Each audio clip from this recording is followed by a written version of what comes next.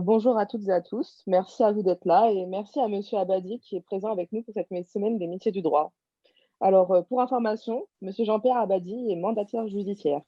Il fait également partie du conseil d'administration de la Caisse des garanties des administrateurs et mandataires judiciaires, où il a été président pendant 2 ans.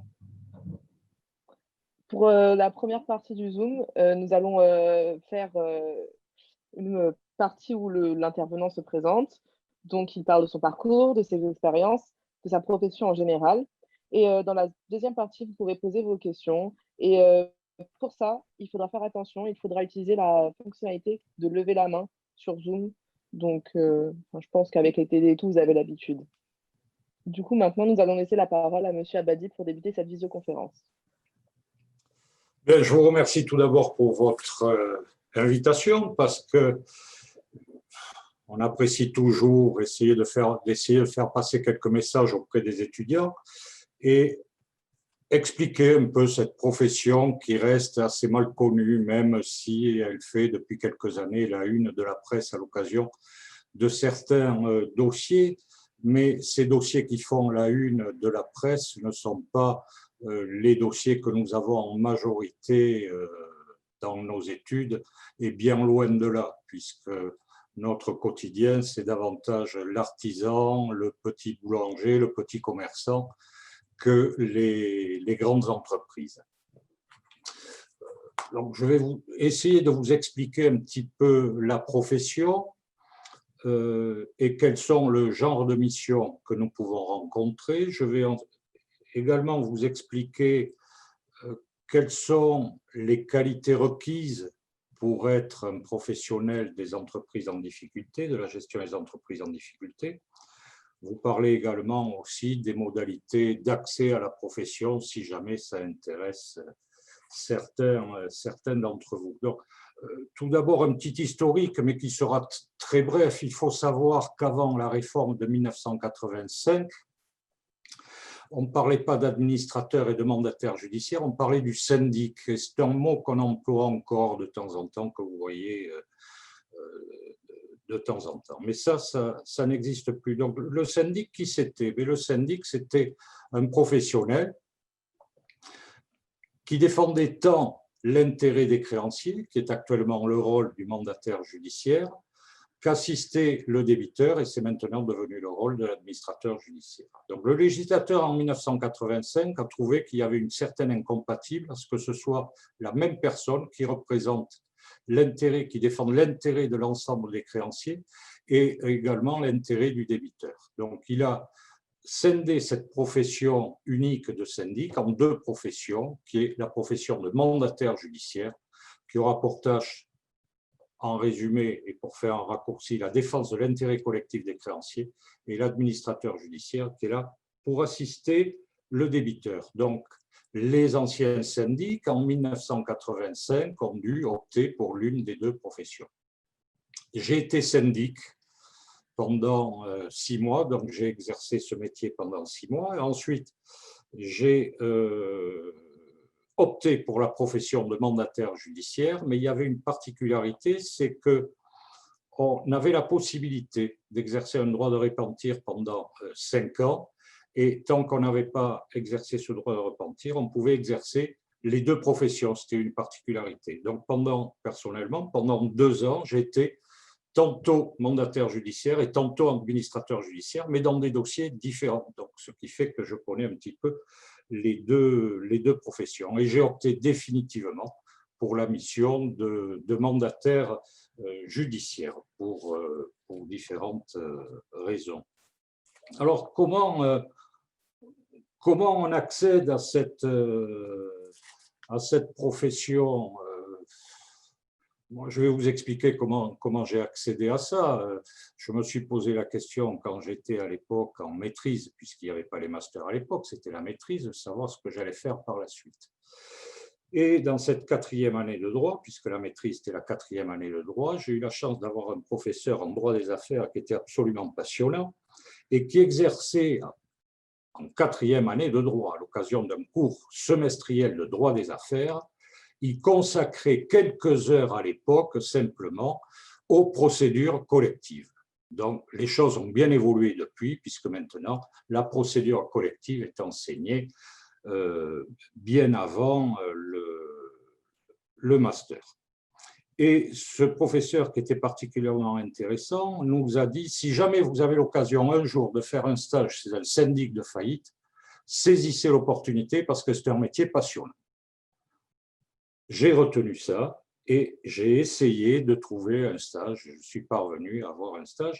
Et à l'époque, c'était déjà difficile, puisque maintenant on me dit que l'accès à la profession est difficile. Ça l'a toujours été. Donc, l'accès à la profession, comment on y arrive? C'est pas facile parce qu'il y a, on verra après, il y a des examens quand même qui sont très sélectifs. Ensuite, il est difficile de trouver des stages parce que nous ne sommes pas nombreux, on n'est que 400 ou 450 en France, mais il faut de la persévérance, de la volonté, toujours une part de chance, et puis il faut savoir saisir l'opportunité. Mais ça, ce n'est pas spécifique au métier, à la profession de mandataire ou d'administrateur judiciaire. C'est quand on souhaite accéder à une profession ou à une activité qui nous tente, mais il faut avoir de la persévérance, et un peu de chance, et puis saisir les opportunités. Le rôle du...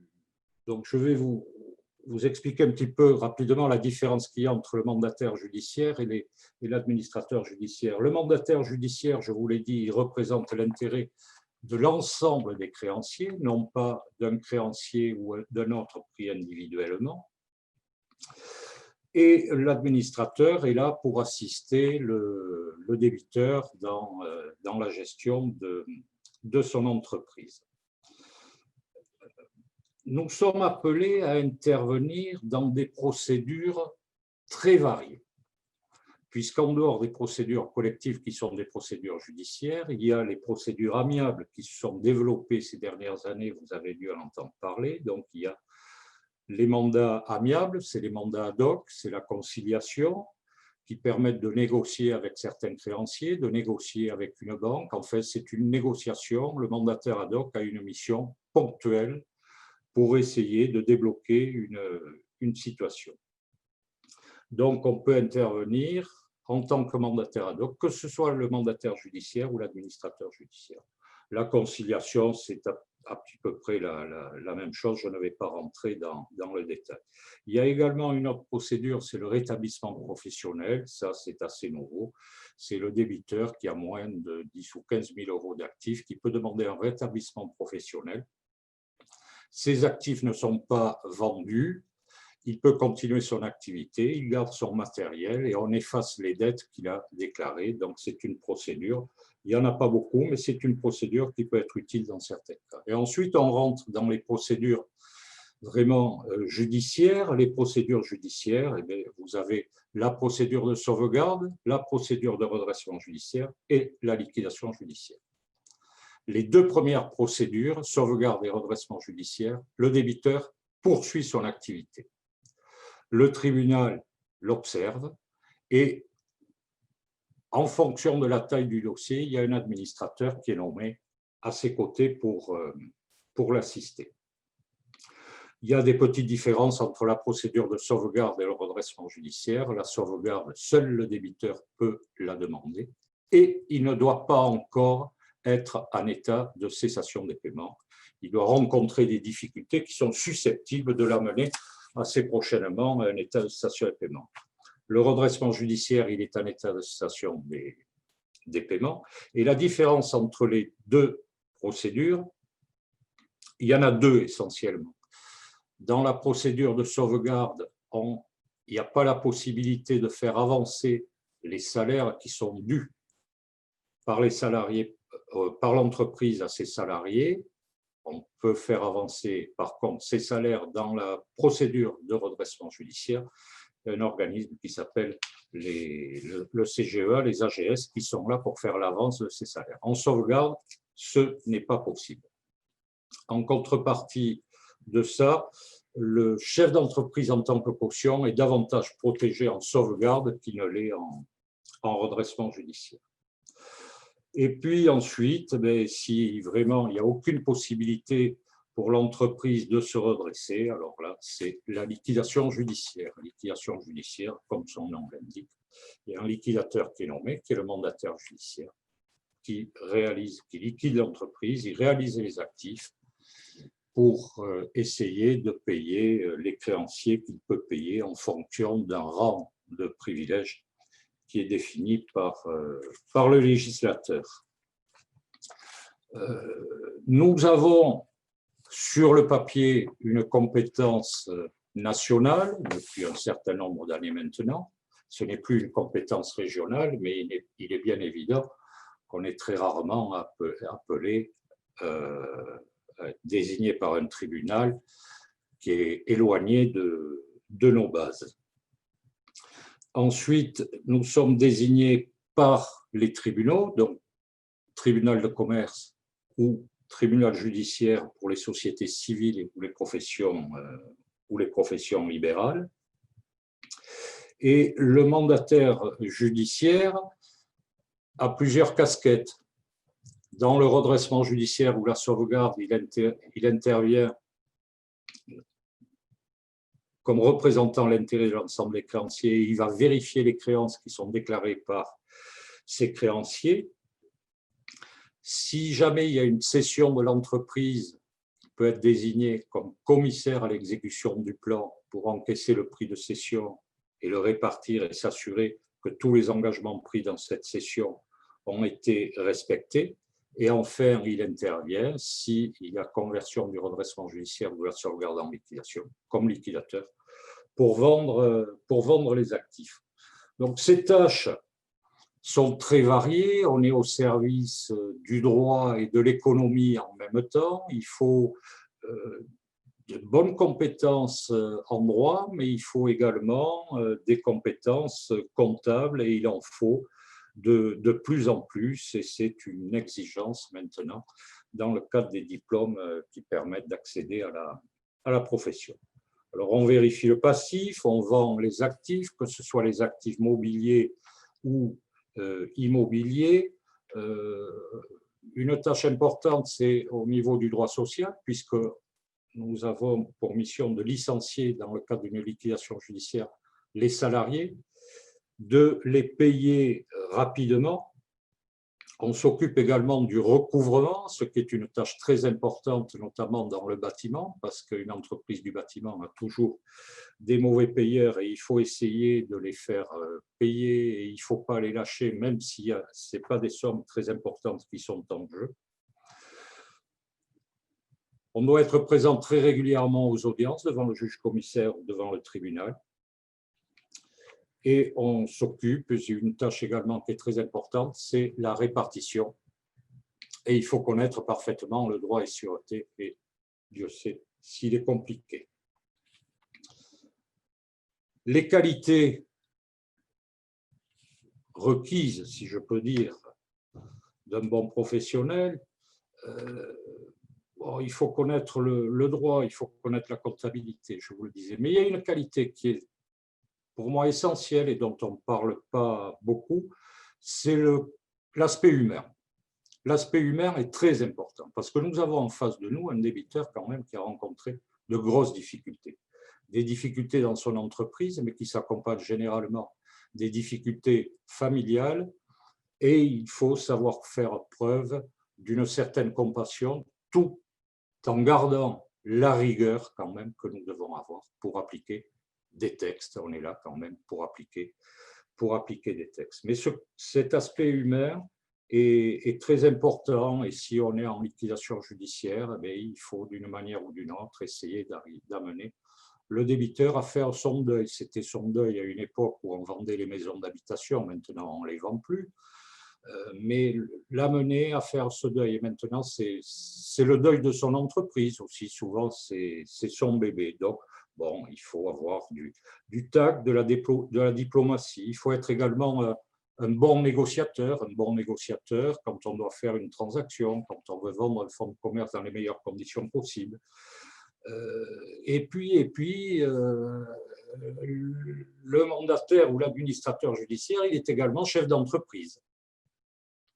puisqu'il a une, voire plusieurs études, et c'est la tendance actuellement, et il a une équipe, donc il faut manager cette équipe, il faut savoir gérer son entreprise et manager les collaborateurs qui ont des moments eux aussi très difficiles, qui peuvent connaître le burn-out, qui rencontrent des difficultés. Il y a des moments où ils sont complètement débordés et il faut savoir remonter le moral. Donc, nous sommes également chefs d'entreprise. C'est une profession qui est, comme le disait ce professeur dont je vous parlais, je confirme, c'est une profession qui est passionnante parce qu'on rencontre de tout. On fait de belles rencontres, des débiteurs qui sont complètement différents, des entreprises différentes. On passe du boulanger au marchand de chaussures, à la très grosse entreprise, au supermarché, à une compagnie aérienne. Donc, on rencontre tout ça et les spécificités de toutes ces branches d'activité. Et quand on aime le droit, c'est également une profession passionnante parce qu'il y a beaucoup de problèmes juridiques. D'ailleurs, quand vous regardez les arrêts rendus par la Cour de cassation, il y a une très grande majorité, ou une très grande proportion, en tout cas, des arrêts de la Cour de cassation qui sont rendus en matière de procédure collective. Il y a des questions juridiques très importantes qui se posent et c'est quelque chose qui est intéressant quand on est juriste. Profession intéressante, il ne faut pas se voiler la face, profession intéressante aussi parce qu'il y a une rémunération qui est intéressante, mais rémunération qui s'explique aussi, qui est la contrepartie des responsabilités que nous avons, responsabilités tant civiles que pénales, quand il faut dépolluer un site. Nous avons également une mission de service public, parce que même dans les dossiers impécunieux dans lesquels nous n'avons pas de rémunération, ou une rémunération qui est limitée par le fonds des dossiers impécunieux qu'on appelle, qui est de 1 200 €, mais il peut y avoir des dossiers dans lesquels il y a des tâches importantes à faire, à accomplir, alors qu'on ne va pas avoir d'honoraires. On le fait, c'est une mission de service public, c'est-à-dire qu'on va, s'il y a 20 salariés dans un dossier impécunieux, on va licencier ces 20 salariés et on va les faire payer en temps et en heure, et ils ne seront pas dans la nature, comme ce serait le cas si ces procédures collectives n'existaient pas et si nous n'étions pas là. Donc, rémunération très, très confortable, qui est justifiée par ces tâches-là, rémunération qui est revue à la baisse régulièrement, donc c'est une profession qui, dans l'avenir, mais on parlera de l'avenir, sera certainement beaucoup moins rémunératrice qu'elle ne l'a été, mais ça restera quand même une profession financièrement intéressante. Mais il ne faut pas s'orienter vers cette profession uniquement pour l'aspect financier, parce qu'il y a quand même d'autres tâches qu'il faut accepter d'accomplir dans des bonnes conditions. Le nombre de professionnels augmente un petit peu, pas énormément. Actuellement, nous sommes à environ, entre les administrateurs et les mandataires judiciaires, je pense que nous sommes aux environs de 450 professionnels. Et dans ces 450 professionnels, il y a environ 30% de femmes, qui sont d'excellentes professionnelles d'ailleurs, et qui ont peut-être une sensibilité psychologique peut-être un peu plus fine que nous les hommes, mais elles ont tout à fait leur place dans cette profession, et je crois que le nombre est un petit peu en augmentation. Ce que l'on constate également, c'est une augmentation du nombre de sociétés. Jusqu'il y a quelques années, c'était des entreprises individuelles. Maintenant, les mandataires ou administrateurs judiciaires ont tendance à se regrouper sous forme de sociétés. Et ce que l'on a constaté ces dernières années, c'est que proportionnellement, le nombre d'administrateurs augmente plus que celui des mandataires, alors que l'administrateur intervient dans beaucoup moins de dossiers, puisque l'administrateur, dans le cadre d'un redressement judiciaire ou d'une sauvegarde, n'est nommé que si l'entreprise dépasse des seuils au niveau du nombre de salariés ou au niveau du chiffre d'affaires. Donc, les administrateurs judiciaires sont désignés moins régulièrement que les mandataires judiciaires, Mais il semble que chez les jeunes, il y ait davantage d'attrait pour la profession d'administrateur judiciaire que celle de mandataire judiciaire, qu'ils peuvent trouver plus valorisante, plus intéressante, je n'en sais rien, mais c'est un constat. Pour moi, et je le dis d'autant plus aisément que je suis mandataire judiciaire, le métier d'administrateur est un métier qui est difficile, qui pour moi est plus difficile que celui de mandataire judiciaire. Parce que l'administrateur judiciaire, quand il est nommé dans un dossier important, s'il a prévu des vacances dans les 8 jours qui suivent, mais bien souvent, il doit les annuler parce qu'il a des urgences à gérer et qu'il ne peut pas différer, tant pis pour les vacances. Mandataire judiciaire, ça peut arriver également, mais en fait, c'est quand même un petit peu plus rare. Les modalités d'accès ont changé. Jusqu'il y a quelques années, il y avait un examen d'accès au stage. Pour passer l'examen d'accès au stage, il fallait être titulaire de diplôme. Il fallait au moins un master 1, que ce soit en droit, en économie, en gestion, ou un diplôme comptable, un DESCF ou diplôme d'expertise comptable. Donc, examen d'accès au stage qui est assez sélectif avec un certain nombre d'épreuves. Et après, il y a un examen de sortie qu'on appelle l'examen d'aptitude.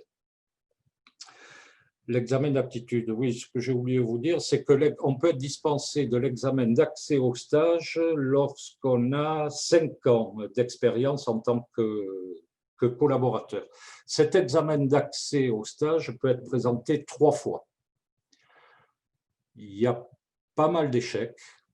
Le taux de réussite, je ne sais pas, ça doit être selon les années entre 20 et 50%, mais c'est un examen qui est présenté quand même par des candidats qui ont déjà un certain niveau. Donc, il y a quand même une sélection assez importante. Quand on a cet examen, quand on a été reçu à cet examen d'accès au stage, mais il faut faire un stage. La durée du stage peut être comprise entre 3 ans et 6 ans. Et ensuite, il y a un examen de sortie. Et cet examen de sortie, ce n'est pas une formalité non plus. Ce n'est pas une formalité. Il y a des collets et cet examen de sortie peut également être présenté 3 fois. Donc, il y a une sélection assez drastique qui peut être très mal vécue parce que vous l'avez compris, il y a un étudiant qui peut présenter ses examens, avoir un échec à l'examen d'aptitude et il aura consacré 12 ans ou je ne sais pas combien d'années à faire des études et puis la sanction tombe, on lui dit désolé mais tu ne pourras pas intégrer la profession. Donc c'est sévère et malheureusement ce sont des choses qui arrivent. Et bon, la volonté, ça a été la volonté du président Macron, mais c'était une volonté qui avait été affichée avant, c'était de faciliter l'accès à cette profession, comme l'accès d'ailleurs à toute profession. Il y a une volonté à ce que les professions soient plus ouvertes. Le nombre de notaires a été augmenté, donc le souhait, c'est que le nombre de professionnels augmente. Et il a été mis en place un deuxième mode d'accès à cette profession, vous avez dû en entendre parler, ce sont les masters à l'aide. Les masters à l'aide, il y en a 4, je crois, il doit y avoir Paris, Lyon, Bordeaux, Aix, Nice et Toulouse. Lyon, je ne sais plus si je l'ai cité. Voilà, à ma connaissance, quelles sont les facultés qui ont mis en place ces masters à l'aide. Ce master à l'aide, c'est une formation universitaire, mais très spécialisée et orientée sur les difficultés des entreprises. Il se déroule en 2 ans. Il y a des professionnels qui interviennent dans les cours. C'est un très bon niveau. Sélection assez drastique également, parce que je crois que toutes les universités font une sélection, comme c'est le cas dans la plupart des masters maintenant, une sélection sur dossier. Donc, il faut un très bon dossier pour pouvoir accéder à ce master à l'aide. Et une fois qu'on a eu cet examen, si vous avez 5 ans de collaboration chez un professionnel, vous passez devant, vous pouvez être inscrit sur les listes. Si vous n'avez pas 5 ans de collaboration, il faut faire un stage de 30 mois chez un administrateur ou un mandataire judiciaire. Et ensuite, il faut valider des actes qui sont listés avec un passage devant la CNID, la Commission nationale d'inscription et de discipline, et faire un mémoire de stage. Une fois que vous avez eu donc soit, puisqu'il y a les 2 voies d'accès à la profession, une fois que vous avez eu l'examen d'accès au stage et l'examen d'aptitude, ou le master à l'aide, que vous êtes passé devant la CNID, vous êtes inscrit sur la liste. Et ensuite, vous pouvez prêter serment et exercer votre profession. Alors, ce qui est difficile, c'est que, quel que soit le cas, il faut trouver une place dans un professionnel. Et ce n'est pas facile. Ce n'est pas facile, bien évidemment, puisque, comme je vous le disais tout à l'heure, on n'est pas nombreux, on n'est que 450. Donc, il faut essayer de trouver un stage chez un professionnel qui envisage par la suite une association qui va se retirer. Ensuite, il y a des professionnels quand même qui, indépendamment de ça, acceptent d'accueillir des stagiaires. Et puis, ce master à l'aide, il n'y a pas que des futurs professionnels qui s'inscrivent au master à l'aide. On voit des personnes qui veulent s'orienter vers la profession d'avocat ou qui veulent rentrer dans la banque. Il y a une très bonne formation complémentaire qui peut intéresser de futurs employeurs. Et il y a également la possibilité, puisqu'il y a un nouveau statut, quand on est mandataire judiciaire ou administrateur judiciaire, on n'est pas forcément professionnel, puisqu'il y a la possibilité maintenant d'être mandataire ou administrateur judiciaire salarié, avec une rémunération qui est intéressante pour le mandataire ou administrateur judiciaire salarié, puisque je crois qu'elle est fixée par la convention collective qui est appelée à évoluer, donc je ne sais pas quel sera le devenir de la rémunération du mandataire salarié, mais elle est actuellement fixée par la convention collective en montant brut, je crois, à 6 000 ou 6 500 € par mois.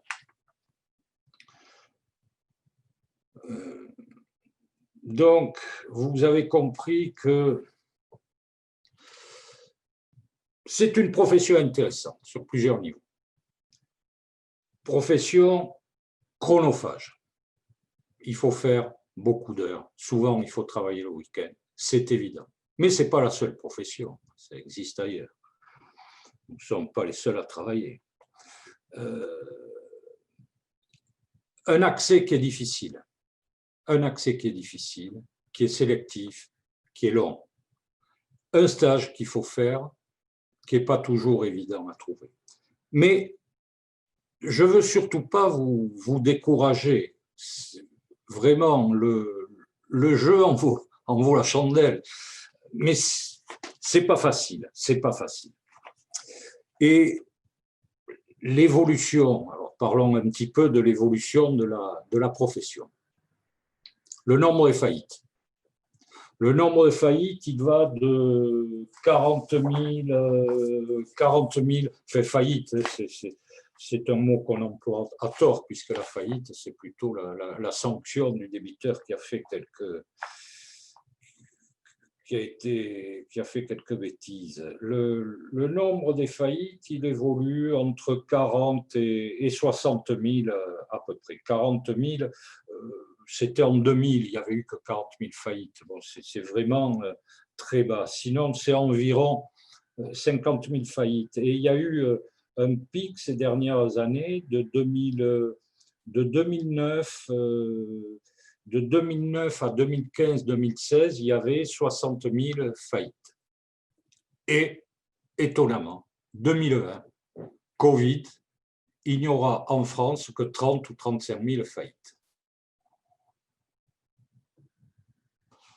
Donc on peut s'interroger. Comment, alors qu'il y a cette crise, le nombre de faillites va être divisé par deux? Bon, et vous l'avez compris, vous le savez, il y a eu beaucoup d'aides.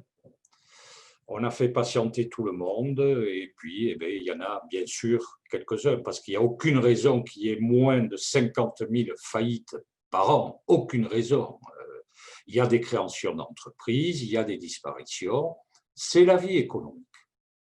Donc, objectivement, il n'y a absolument aucune raison que cette année, même dans les années où il y avait une relance économique, jamais on a eu 30 ou 35 000 faillites. Donc, il y a manifestement des aides qui ont bénéficié à des entreprises qui n'auraient peut-être pas dû en bénéficier parce elles sont condamnées.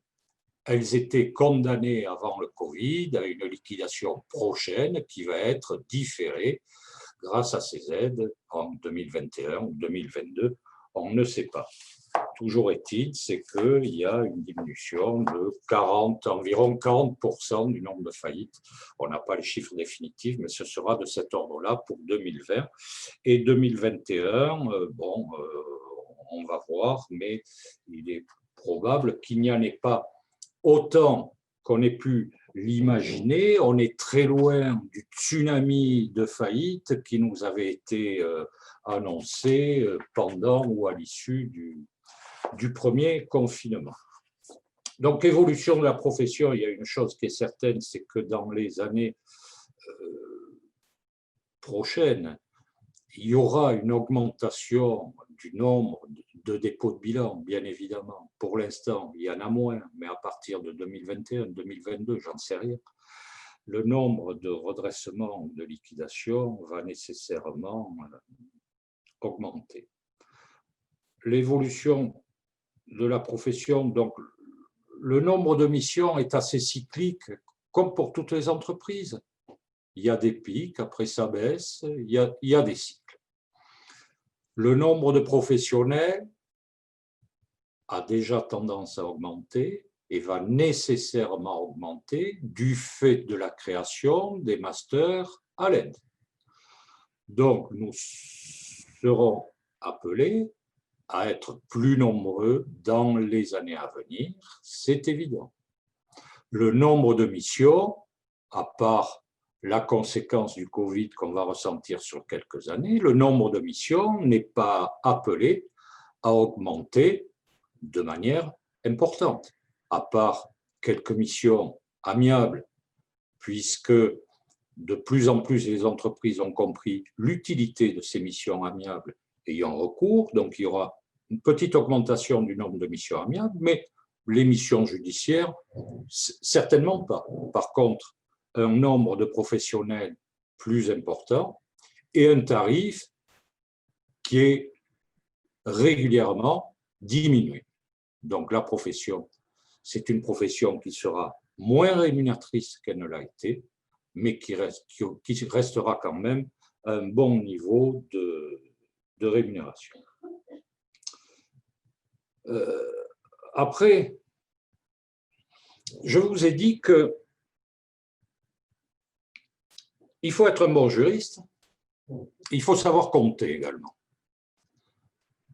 Il faut être humain, mais ensuite, il faut être un peu débrouillard. Et je vais vous citer quelques exemples. Parce que vous pensez tous à ces faillites, entre guillemets, dont vous entendez parler par la presse, ces grosses affaires. Mais je vous l'ai dit, ce n'est pas notre quotidien. Il faut les oublier, ces dossiers. Et pour tout le monde, pour tous les professionnels, qu'ils soient de Paris et la Couronne ou de province, c'est pareil, parce qu'il ne faut pas croire que les gros cabinets d'administrateurs ou de liquidateurs dont on entend parler, qui sont nommés dans des gros dossiers, qui n'ont que des gros dossiers, eux aussi, leur quotidien, ce sont des petits dossiers. Donc, il ne faut surtout pas penser qu'il faut faire cette profession pour pouvoir s'occuper un jour d'un Darty, d'un gros supermarché, d'une société cotée en bourse. Non, ça, vous voyez peut-être une fois dans votre carrière. Donc, il ne faut pas penser à ça. Et alors, après, il y a une autre compétence qui est importante, c'est il faut être débrouillard. Et je vais vous citer quelques exemples, parce qu'il n'y a pas que le droit pour être un bon professionnel.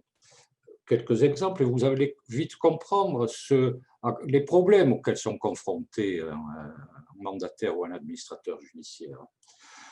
Et qui sont tout bêtes, mais il faut faire avec, c'est notre quotidien, ça.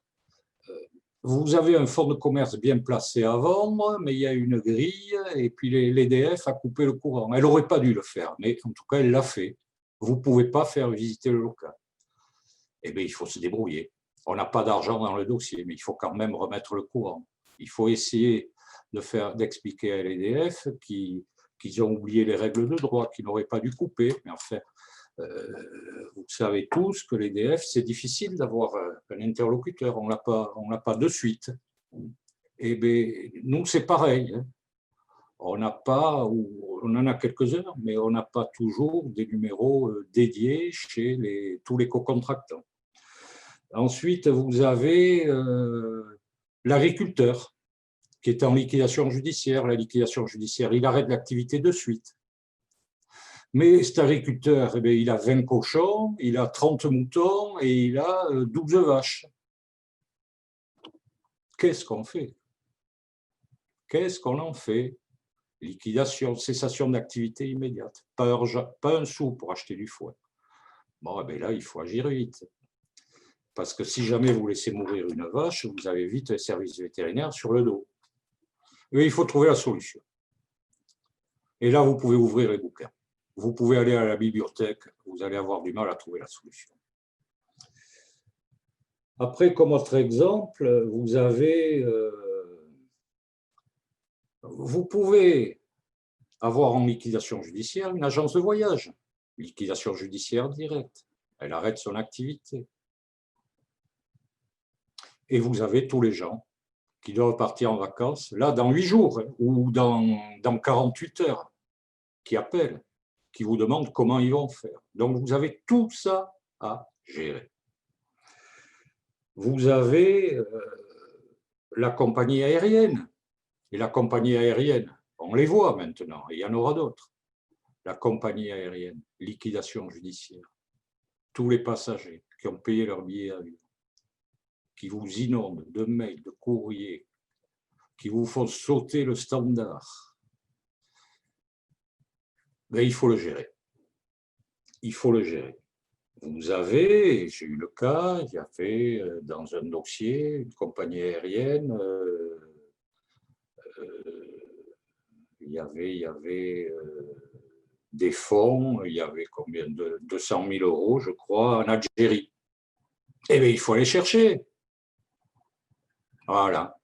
Donc, on part en Algérie, on essaie de voir le banquier, d'expliquer qui on est, comment il faut faire, demander l'exéquatur en Algérie de la décision qui nous a nommés, et voilà, et ça dure des années. Et puis en Algérie, il y a une succursale. Et dans cette succursale, il y a les salariés. Et alors, comment on fait pour les licencier? Il faut appliquer le droit algérien, mais on ne le connaît pas tous parfaitement. Donc, le salarié, il faut se débrouiller, il faut trouver une solution quand même pour le salarié, pour le licencier, même s'il est en Algérie. Vous avez la liquidation judiciaire d'un hôtel. Vous avez toutes les réservations à gérer. Vous avez la liquidation d'un dépôt-vente avec des milliers d'articles de déposants qui vous demandent comment ils vont faire pour récupérer les articles. Vous avez l'entreprise d'une taille importante dans laquelle il y a des centaines de salariés, liquidation judiciaire. Vous avez 21 jours pour les licencier et faire un PSE.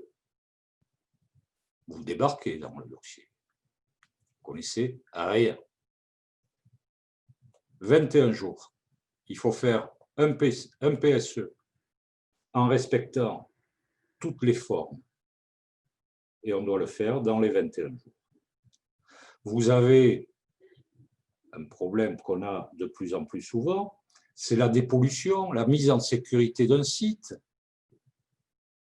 Quand on a de l'argent dans le dossier, on y arrive, mais quand on n'a pas d'argent, comment on fait? Et là, c'est de la responsabilité pénale. Et tout ça, ça peut empêcher de dormir de temps en temps. Une fois que le dossier a été réglé, bien réglé, ça laisse de bons souvenirs. Mais sur le moment, ça mine quelques nuits.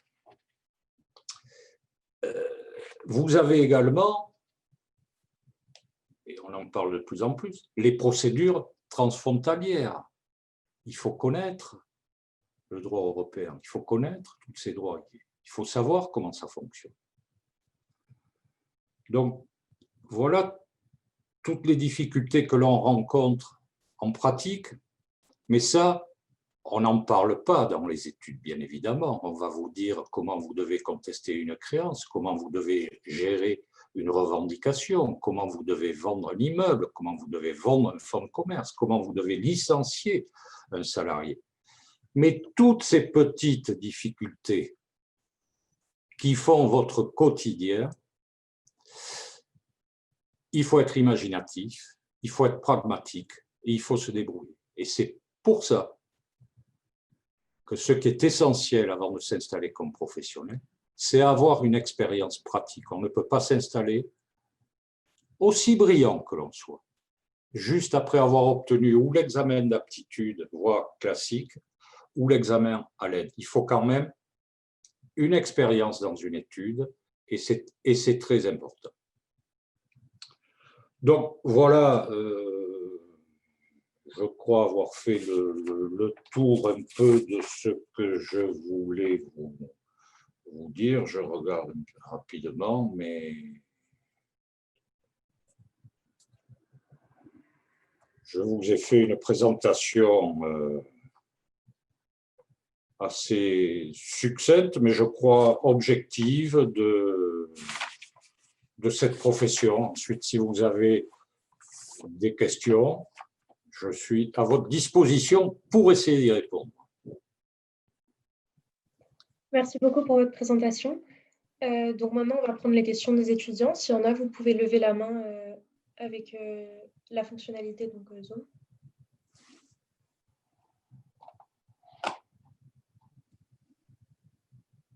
On a aussi des questions d'étudiants qui n'ont pas pu assister à la réunion. Donc, j'espère bien. Je vais attendre un peu.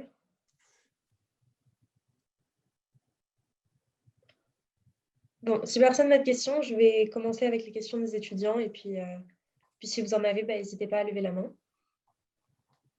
Donc, on a quelqu'un qui demande, donc vous avez parlé d'avoir cumulé la fonction d'administrateur et de mandataire judiciaire. Est-ce qu'on peut cumuler d'autres fonctions en plus de celle-ci et en plus de celle de mandataire judiciaire? Non, parce que nous sommes, oui, ce que j'ai oublié de vous dire, c'est quelque chose d'important. C'est une profession réglementée, des honoraires qui ne sont pas libres, qui sont fixés par un décret. Donc, profession réglementée, et nous avons des dispositions statutaires qui sont très, très strictes. Et il y a des incompatibilités avec pratiquement tout, surtout pour les mandataires judiciaires. Pour les administrateurs judiciaires, un petit peu moins, puisque l'administrateur judiciaire, le cœur du métier, vous l'avez compris, c'est la gestion. Donc, on peut se raccrocher à cette notion de gestion pour qu'il puisse accomplir certaines missions qui sont interdites par contre aux mandataires judiciaires. Donc, non, à une époque, ça c'était les syndics, vous aviez les greffiers syndics, vous pouviez avoir un syndic qui était greffier dans un tribunal, vous aviez des experts comptables qui étaient syndics, qui exerçaient les deux métiers, vous aviez les avocats syndics, un avocat pouvait également être syndic. Tout ça, ça a été balayé en 87, je crois. Et c'est vraiment une profession qui est incompatible avec l'exercice d'une autre. Mais ça suffit déjà. D'accord, merci. Vous avez aussi parlé du fait qu'il y a plusieurs parcours possibles pour arriver à cette fonction. Oui. Donc, il y a un élève qui demande quel est le parcours préconisé pour devenir mandataire judiciaire. Il n'y en a pas. Il n'y en a pas. Sur le master à l'aide, on a un petit peu moins de recul parce qu'il n'existe que depuis les premiers à être sortis du master à l'aide, ça remonte à 2 ou 3 ans, je crois. Ce sont deux modes d'accès assez différents. Le mode d'accès, disons, examen professionnel, c'est-à-dire examen d'accès au stage et examen d'aptitude, est peut-être un petit peu plus professionnel, pratique, parce que c'est un examen, au jury siègent des professionnels.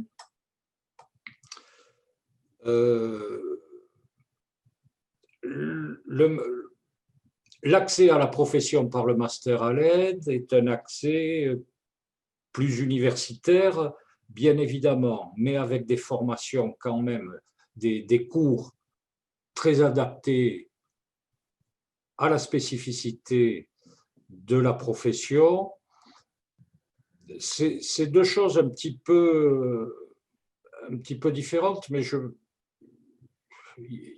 pour moi, il n'y a aucune voie à privilégier par rapport à l'autre.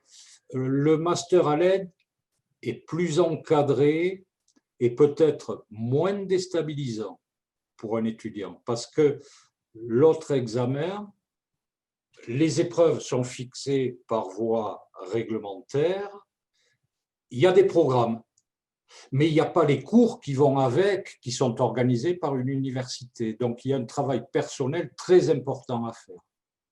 Il faut trouver les formations adéquates. Il faut s'inscrire à des formations qui existent, hein, mais il faut les trouver. Le master à l'aide est beaucoup plus structuré. On a des cours. On sait sur quoi va porter l'examen. Le reste, il y a un programme.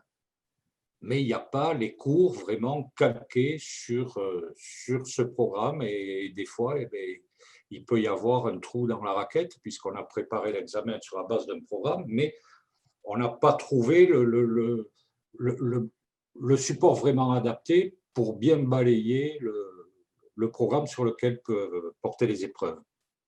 D'accord, merci. Donc, c'est difficile de...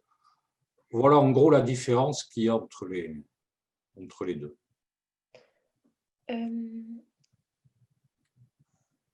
Alors, par rapport au stage précédent, l'examen final, dont vous avez parlé tout à l'heure, il y a quelqu'un qui demande si ce stage, il faut le trouver, c'est à l'étudiant de le trouver lui-même. Oui. D'accord. Oui. Oui. Dans la formule traditionnelle, bien évidemment, et dans l'autre, ce n'est pas les universités. Les universités ne proposent pas ce service, en tout cas, à ma connaissance, n'appellent pas des professionnels pour savoir s'ils accepteraient de prendre quelqu'un en stage. D'accord. Donc vous avez mentionné le fait que c'était un métier qui pouvait être assez chronophage, mais aussi que c'était un métier qui était enrichissant. Est-ce que vous avez d'autres avantages et inconvénients à cette profession?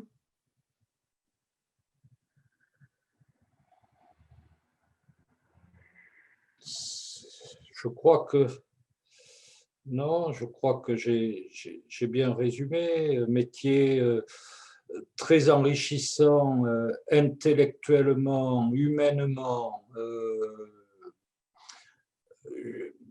Si on aime le droit, c'est un métier très intéressant parce que vraiment, on fait du droit et on ne fait pas que la procédure collective. Il y a les régimes matrimoniaux, il y a le droit de succession. C'est vraiment, il faut avoir des compétences très élargies, des compétences juridiques très élargies. Donc, il faut quand même aimer le droit.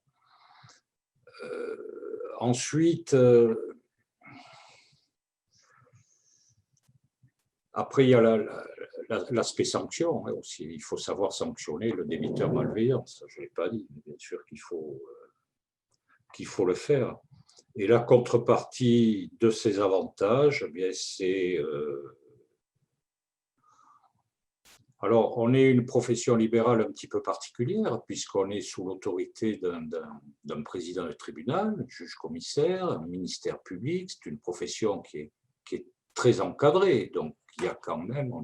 nous sommes surveillés. Nous avons un commissaire aux comptes qui exerce un contrôle permanent, puisque nous détenons des fonds de tiers très importants. Donc, il y a un commissaire aux comptes qui veille à ce que toutes les règles comptables soient respectées et qu'il ne puisse pas y avoir de disparition de ces fonds de tiers. Mais la contrepartie des avantages, c'est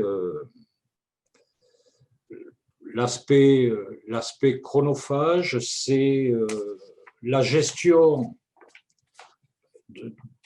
de tous ces exemples que je vous ai donnés tout à l'heure. Ça, quand ça arrive un vendredi, c'est dur, quoi. C'est dur, il y a cet aspect, il faut en avoir conscience, et puis il y a des choses qui peuvent attendre, mais il y en a d'autres qui ne peuvent pas attendre. Donc il faut se débrouiller pour... Et puis il faut prendre la décision. Le problème, c'est souvent on travaille dans l'urgence et qu'on n'a pas toujours le temps nécessaire pour prendre le recul qu'on devrait prendre pour être certain d'avoir pris la bonne décision. Pour en être certain, c'est déjà très difficile d'être certain, même avec du recul, d'avoir pris la bonne décision. Donc, il faut arbitrer.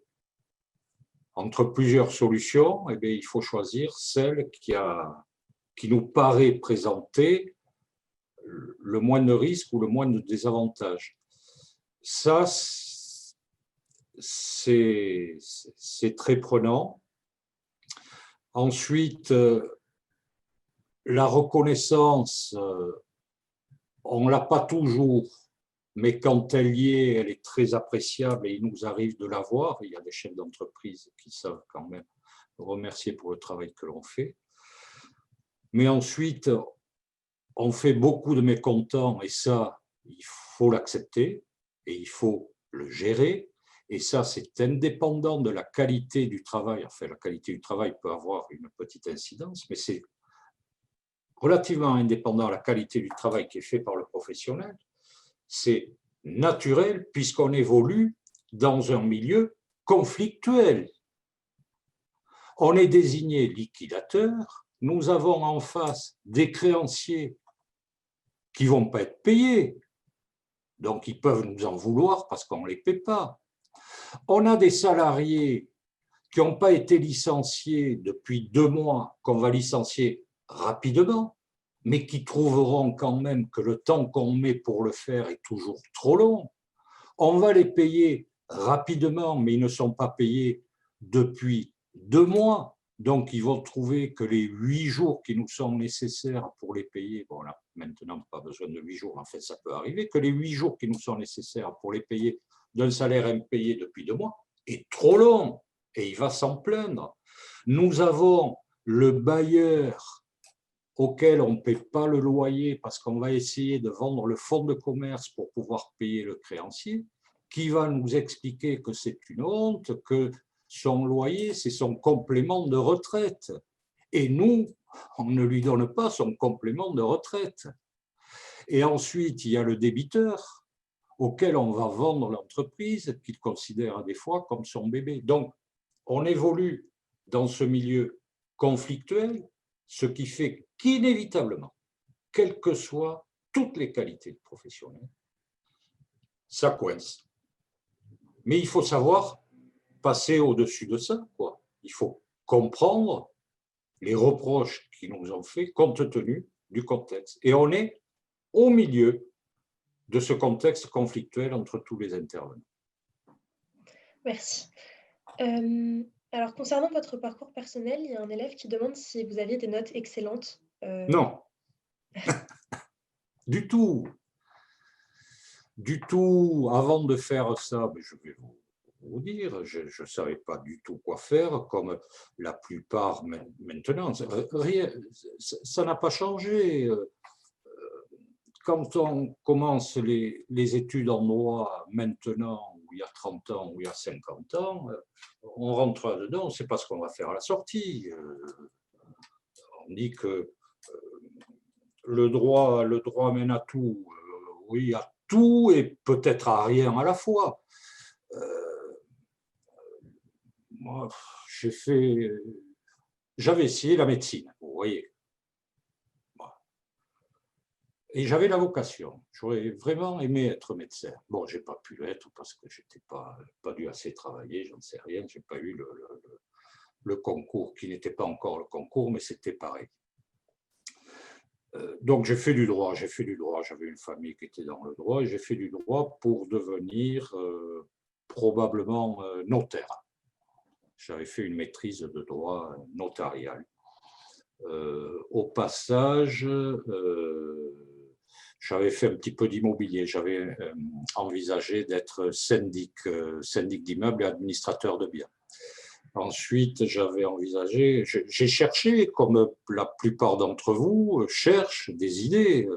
Syndic, administrateur de biens, j'ai fait des stages là-dedans. Bon, administrateur de biens, c'était pas mal. Syndic de copropriété, les assemblées, ça me plaisait moins. Ensuite, j'ai envisagé les assurances. Alors, j'étais à la pointe, puisque je voulais être courtier en assurance. Courtier, ça n'existait pas trop à l'époque. Bon, j'avais quelques idées. Et puis, jusqu'à ce que je vois ce professeur-là qui nous a parlé de ça. Donc, j'ai abandonné toutes les autres idées et j'ai trouvé un stage. Mais comme ça évoluait pas trop, non, à un moment, j'avais envisagé aussi de devenir pépiniériste. Vous voyez, le droit, je voulais le mettre de côté. Donc, je n'étais pas du tout brillant. J'étais normal. J'ai eu l'examen, peut-être avec une part de chance aussi. Et puis ensuite, j'ai beaucoup travaillé parce que j'ai démarré tout seul. Au début, j'avais même pas de secrétaire. J'ai démarré 0 dossier. J'ai eu très rapidement des dossiers un petit peu importants, difficiles à gérer. Et le week-end, je partais chez moi. Il n'y avait pas l'ordinateur avec la machine à écrire et je tapais dans mon coin tout seul les états de créances. Les états de créances salariales aussi. Je faisais tout, la comptabilité de l'étude à la main. Voilà. Mais en 6 mois, j'ai appris le métier. À la vitesse grand V. Merci. Alors, est-ce que ce métier permet d'importantes ouvertures vers l'international? Pour l'instant, non. Qu'est-ce que vous entendez par ouverture vers l'international? C'est pour voyager ou c'est les dossiers à l'international? Oui, peut-être des dossiers à l'international ou oui, des voyages dans le cadre de la profession. Non, personnellement, moi j'ai eu dans ma carrière qui est pas loin de s'achever, un dossier qui m'a amené à aller en Algérie. Après, ensuite on n'y court pas après, hein, parce que ça prend quand même beaucoup de temps ces déplacements. Donc si on peut éviter de partir 4 jours à l'étranger pour solutionner un problème qui peut être solutionné en restant à l'étude en une demi-journée, on essaie de le faire comme ça. Ensuite, vous avez, oui, il y a maintenant les procédures transfrontalières. Ça, il commence à y en avoir. Et il y en aura, oui, il y en aura de plus en plus. Mais ça nécessite aussi des compétences particulières. Personnellement, si j'en ai la possibilité, je crois que je refuserai une telle mission parce que j'estime que je n'ai pas suffisamment de connaissances en la matière pour bien gérer un tel dossier. Et ça, c'est quelque chose qu'il faut savoir faire aussi. Il faut avoir un petit peu d'humilité. D'accord, merci.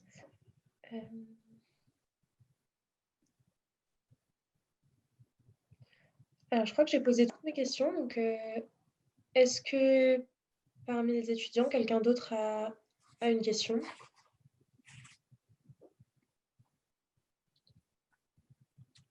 Vous pouvez l'écrire dans le chat aussi, si vous voulez.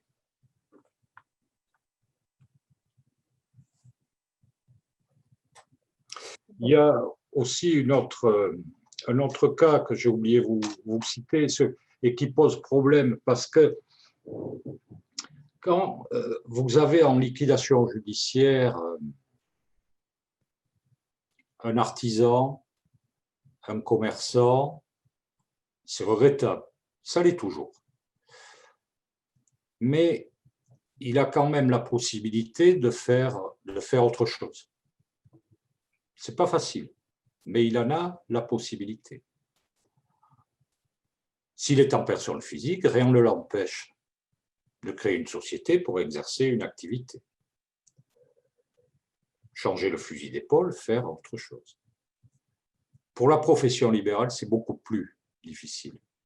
Les professions libérales, on a des infirmières, on a des médecins, on a des avocats, on a des notaires, des mandataires judiciaires également. On en a. Et il y en aura d'autres. Avec cette baisse du nombre des dossiers, la baisse de la rémunération, l'augmentation du nombre de professionnels, inévitablement, il y aura quelques mandataires ou administrateurs judiciaires qui auront des difficultés financières. Et pour ces professions libérales, c'est plus difficile, parce que l'avocat qui est en liquidation judiciaire, qu'est-ce qu'il peut faire d'autre? Et tant que le dossier n'est pas clôturé, il ne peut pas exercer son activité. Donc, il faut qu'il attende la clôture du dossier pour pouvoir continuer à faire le métier qui est le seul qui puisse exercer. Et l'infirmière aussi. Donc ça, c'est difficile. Parce qu'il faut expliquer à l'infirmière profession libérale qu'elle est en liquidation, qu'elle ne peut plus exercer en tant qu'infirmière libérale, qu'elle peut l'être en tant que salariée. Et infirmière salariée, bon, ces derniers temps, bien sûr, elles vont trouver du travail, mais enfin, en dehors de la crise que nous traversons, c'est pas évident. D'accord, merci. Bon, alors, on a quelqu'un qui me dit que tout est très clair, merci. Donc, si personne n'a de questions. Mais je crois que personne n'a de questions. Donc, Nous en restons là, sans regret. merci beaucoup pour votre présentation, c'était très intéressant. Je vous en prie. Donc, on va mettre fin à cette conférence. Merci à vous. Merci beaucoup. Merci pour votre écoute. Bonne journée et Bonne bon journée courage pour votre avenir. Merci. Merci.